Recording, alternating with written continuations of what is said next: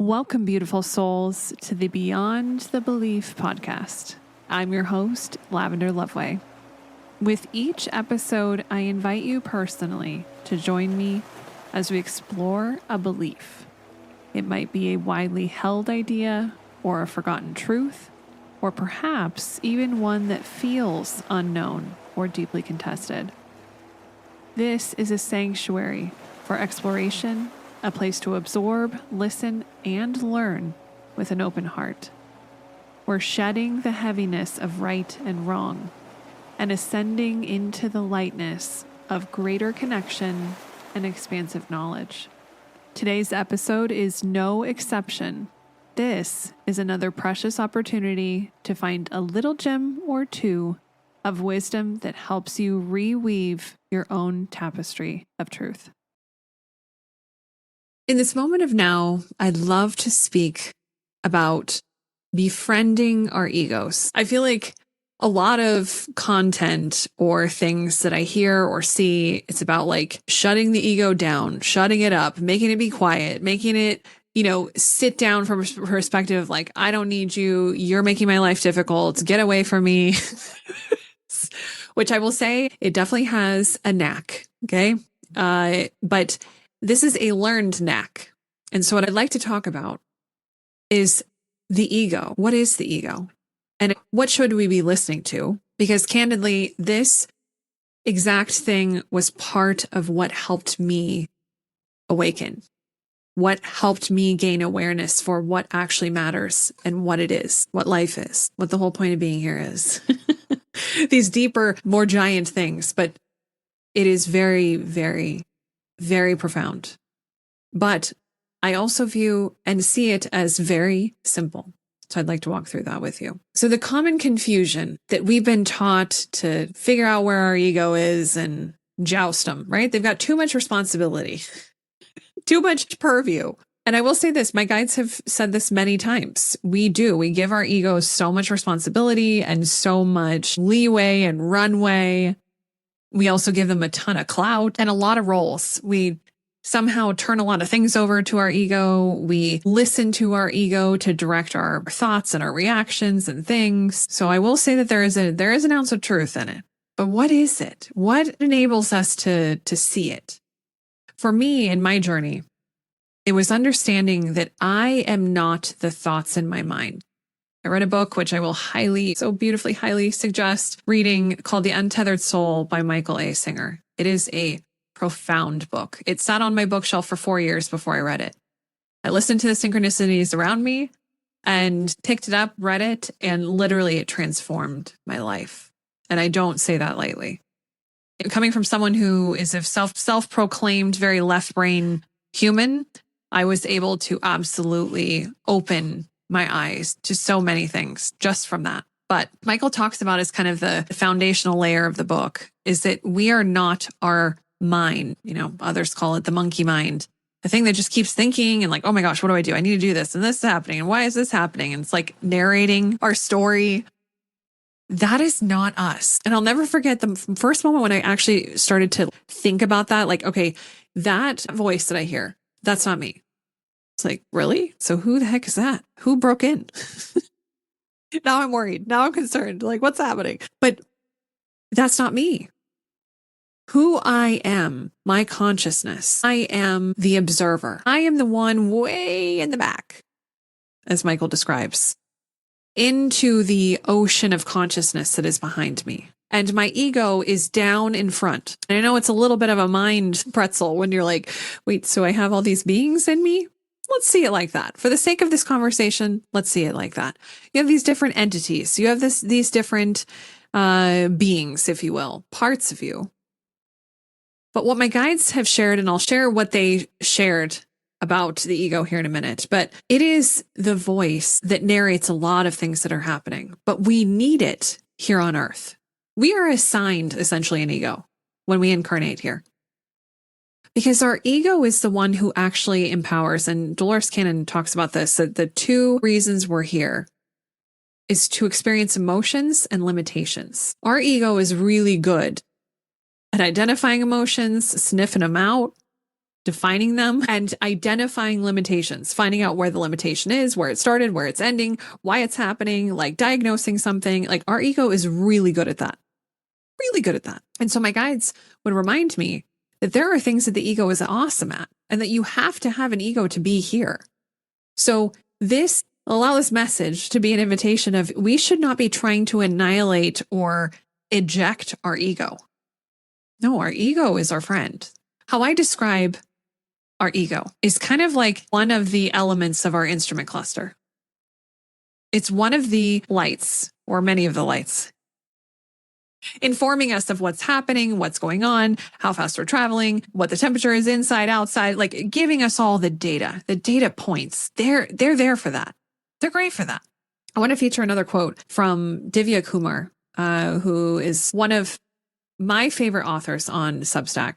She just leads such a beautiful message and such a beautiful charge. But she says, behind every judgment, there's a nervous system on fire, an ego trying to be seen, and yes, a child still searching for consoling. So our ego is part of our identity. It's part of what's keeping us in this safety zone, if you will. Like, don't go right, don't go too right. You're good. Just stay right there. Don't move. It's trying and attempting to try to keep us safe. And it's attempting to help us see things and observe things and receive information. Literally, it's like the weird neighbor on the corner that knows where everyone is. Where you're like, do you have a job? Like, what's happening? You're just sitting in that house. You know who came out of their house. You know who left their house. You know where they went. Like, you know everything. That is your ego, my friends. And what I believe is that any opinion or instinct-based, basically in reaction, that's then likely also charged with emotion, is the ego. It's trying to prove, it's trying to uphold an identity, it's trying to define itself constantly, which means it's trying to define you. And if we think we are our ego or are our egoic mind or our conscious mind, if we believe that is us, that narrative is us, we just basically get dragged around. Imagine we get dragged around like the neighbor on the corner. Because, you can go to the neighbor on the corner and find out where everybody is. And maybe they make you a nice little snack every time you go there. So, get a nice snack, get some news. But at some point you're like, oh my gosh, like, I got to get out of here. This is weird. This person knows where everyone is, right? Like, bless your soul. That's your ego. And as Michael also describes in multiple of his books, but whenever your stuff gets hit or impacted, you feel like, ow, that hurt. Ew. Why are you doing that? Like, don't say that about me. That's not me. I'm telling you, any reaction, right? When your stuff gets hit, that's your ego.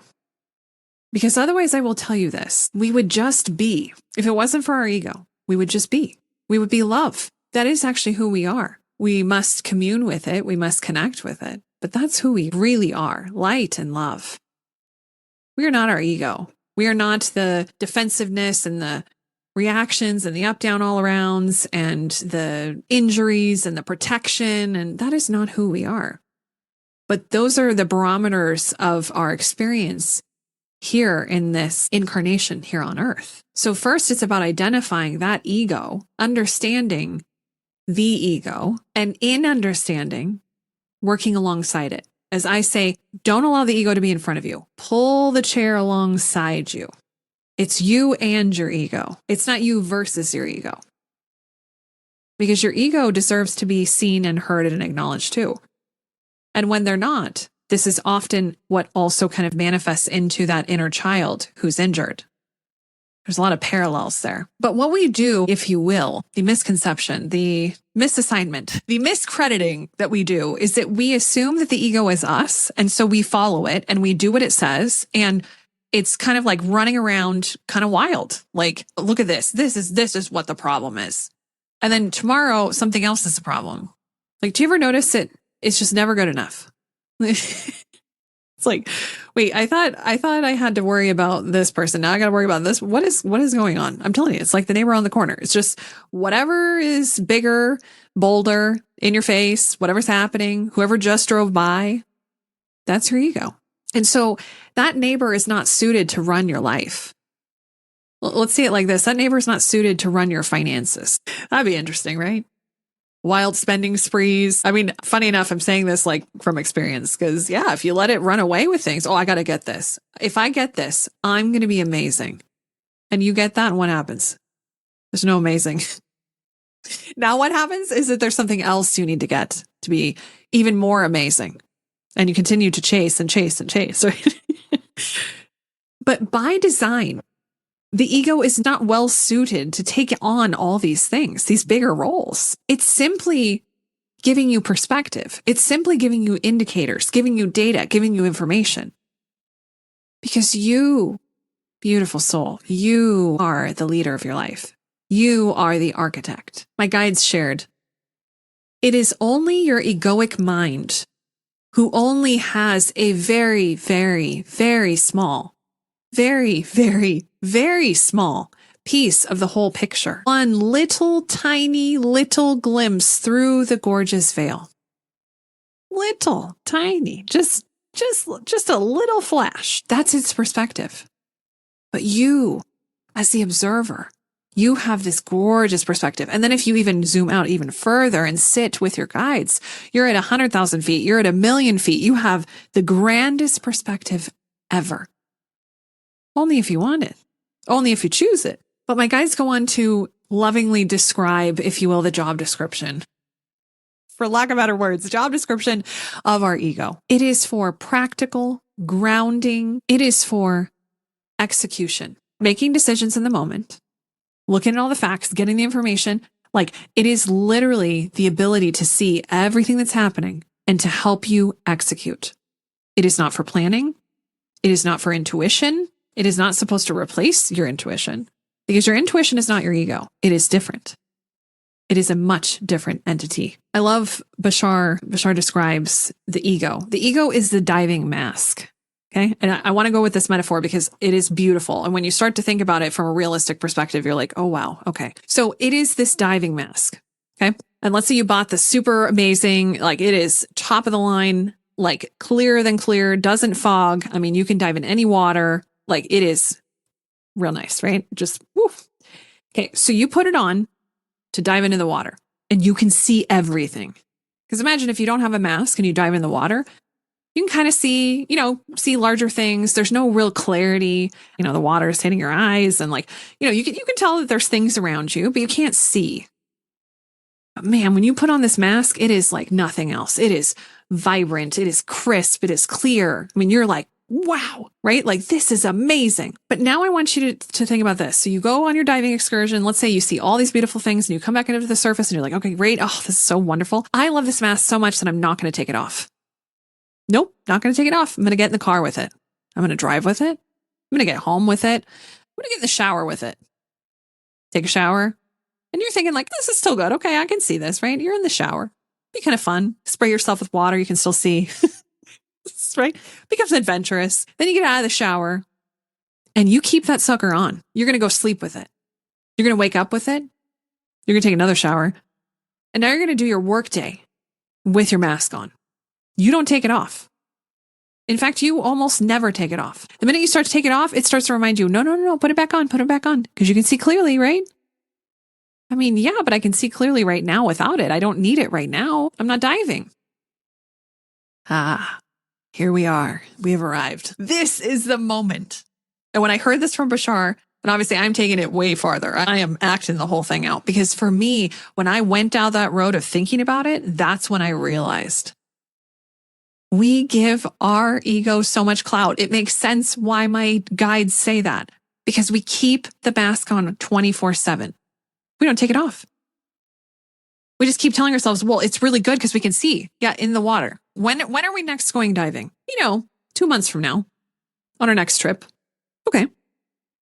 Well, then I'm going to take the mask off. No. Don't take the mask off.